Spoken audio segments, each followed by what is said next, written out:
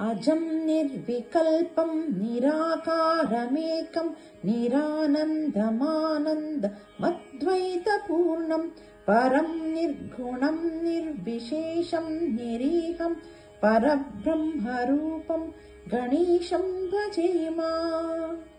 गुणातीतमानं चिदानन्दरूपं चिदाभासकं सर्वगं ध्यानगम्यं मुनिध्येयमाकाशरूपं परेशं परब्रह्मरूपं गणेशं भजेम।